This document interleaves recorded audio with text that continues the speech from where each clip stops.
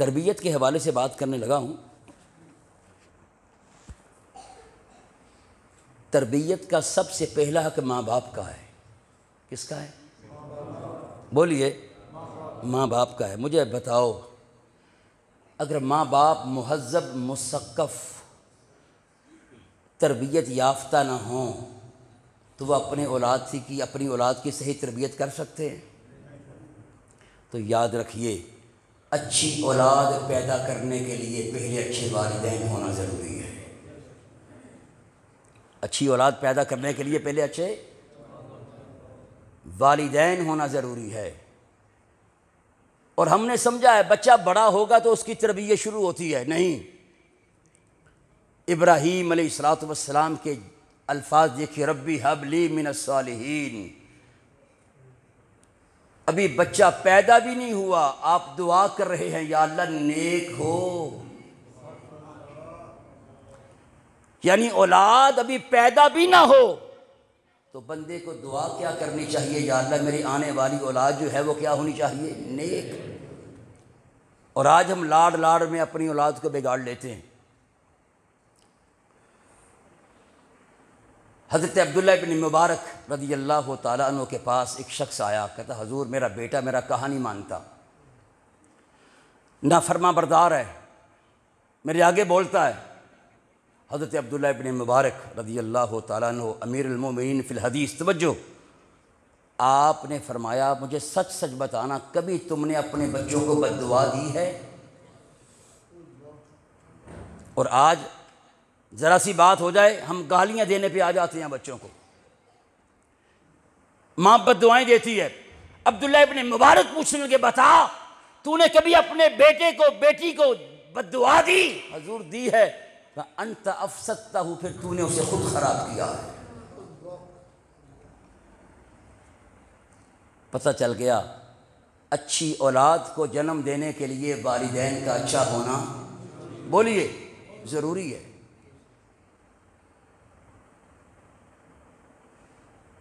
قرآن کہتا ہے، آج ہر شخص جو ہے اپنے منہ پہ میاں مٹھو بنتا ہے، میں اپنی بات بھی کرتا ہوں۔ قرآن نے کہا وَخْفِضْ لَهُمَا جَنَاحَ الذُّلِّ، اس کے بعد پھر میں آگے نکلوں گا۔ اور والدین کے آگے کیا جھکا کے رکھ؟ علماء بیٹھے ہیں، وَخْفِضْ فرمایا پست کر دے، جھکا دے، لَهُمَا ان دونوں کے آگے، جناح پر، جناح کا معنی کیا ہے؟ ابھی گوگل پہ جائیں، لفظ لکھے جناح، معنی آئے گا پر۔ وَخْفِضْ لَهُمَا جَنَاحَ الذُّلِّ، اور والدین کے آگے ذلت کا پہلو جھکا دے۔ بڑے پتے کی بات کرنے لگا ہوں۔ ویسے جناح پر کو کہتے ہیں، پر کو۔ مجھے بتاؤ قرآن خطاب پرندوں سے ہے کہ انسانوں سے ہے؟ اگر یہ بند کر دے تھوڑی دیر کے لیے کچھ نہیں ہوتا، پسینہ تو مینوں آن ڈیا۔ وَخْفِضْ لَهُمَا جَنَاحَ الذُّلِّ، مجھے بتاؤ قرآن خطاب پرندوں سے ہے کہ انسانوں سے؟ انسانوں سے ہے۔ رب تعالیٰ نے فرمایا اور والدین کے آگے ذلت کا پر جھکا دے۔ چونکہ پر پہلوؤں پہ لگے ہوتے ہیں تو استعارتاً ترجمہ کیا جاتا ہے، اور والدین کے آگے ذلت کے پہلو جھکا دے، یعنی کہ یہ کہہ لو اللہ نے ہمیں ماں باپ کو فیس کرنے کا طریقہ بتایا، ماں باپ کے آگے کھڑے ہونے کا، بیٹھنے کا طریقہ بتایا۔ توجہ کے ساتھ میں پریکٹیکل کرنے لگا ہوں، میری طرف دیکھنا ذرا۔ قرآن کہتا ہے والدین کے آگے اپنے پہلو جھکا کے رکھ، اور ذلت کے ساتھ، عاجزی کے ساتھ، انکساری کے ساتھ۔ اب میں اگر میرے والدین سامنے بیٹھے ہوں، میں ان کے سامنے ایسے بھی بیٹھ جاؤں، ہاتھ میرے بندھے ہوئے، میرا کوئی پہلو جھکا ہوا ہے؟ بولیے۔ اگر میں والدین کے آگے ایسے بھی بیٹھوں، علماء بیٹھے ہیں، تو قرآن کی آیت کا ظاہر پورا نہیں ہو رہا، مفہوم پورا ہو جائے کہ عاجزی انکساری، مگر ظاہر آیت کا پورا نہیں ہو رہا۔ فرمایا جناح پہلو جھکا، یہ میرا دایاں پہلو ہے، یہ میرا بایاں پہلو، کم از کم یہ میرا پہلو جھکا ہے۔ قرآن کہتا ہے ماں باپ کے آگے پہلو جھکا کے رکھ، اور تو کہتا ہے سینہ چوڑا کر کے میرا حصہ دے باپ۔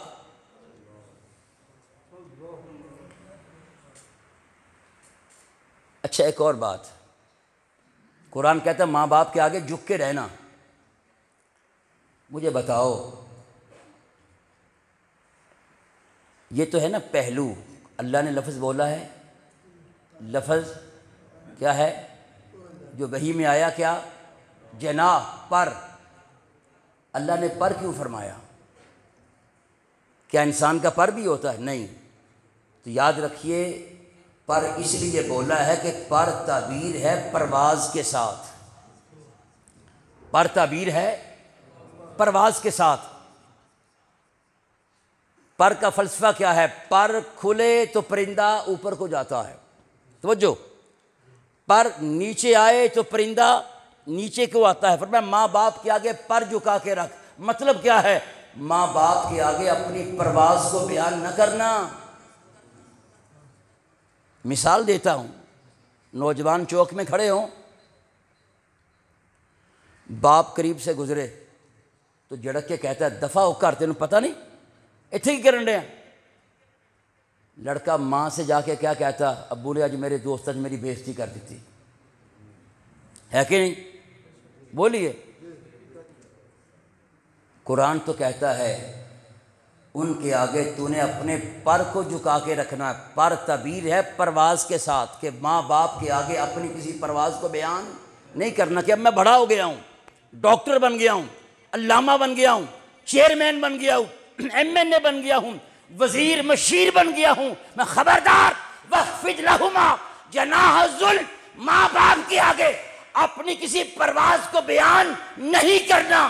ان کے سامنے تو کچھ بھی نہیں ہے، ذل، وہاں تو نے عاجزی کا، ذلت کا مظاہرہ کرنا ہے۔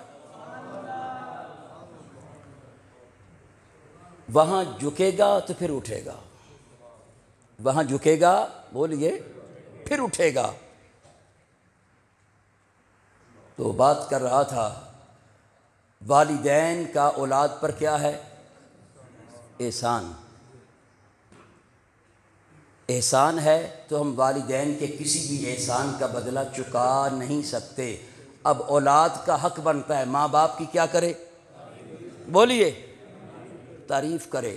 اچھا ایک اور بات، اعلیٰ حضرت نے لکھا ہے فتاوی رضویہ میں، ایک صورت ہے کہ بچہ یا بچی اپنے والدین کے کسی احسان کا بدلہ چکا سکتی ہے، ایک صورت ہے توجہ۔ فرمایا وہ یہ ہے، بچہ جب آنکھ کھولے، ہوش سنبھالے، اپنے والدین کو کسی کا غلام پائے، غلام پائے، اور غلامی موت کی طرح ہے، غلامی موت کی طرح ہے، وہ بڑا ہو کر اپنے والدین کو اس شخص کی غلامی سے آزاد کرا لے، چونکہ غلامی موت کی طرح ہے تو اس نے موت سے آزادی دلوائی، غلامی سے آزادی دلوائی ہے۔ اس لحاظ سے مکمل طور پر نہیں کہا جا سکتا، اس جہت سے کہا جا سکتا ہے کہ اس نے اپنے والد پر احسان کیا ہے، ورنہ فرمایا اور کوئی بھی صورت نہیں بنتی، کوئی اولاد کتنی بھی خدمت کر لے والدین کے کسی احسان کا بدلہ چکا نہیں سکتی۔ یہ تو تھا اولاد اور والدین کے حوالے سے۔ اب میاں بیوی کے حوالے سے دو چار باتیں عرض کرتا ہوں۔ آج ہر گھر میں جو ہے بے برکتی ہے، لڑائی ہے، جھگڑا ہے۔ ایک تو اس کے یہ ہے کہ ہم دین سے دور ہو چکے، دوسرا ہماری تربیت نہیں رہی، ہماری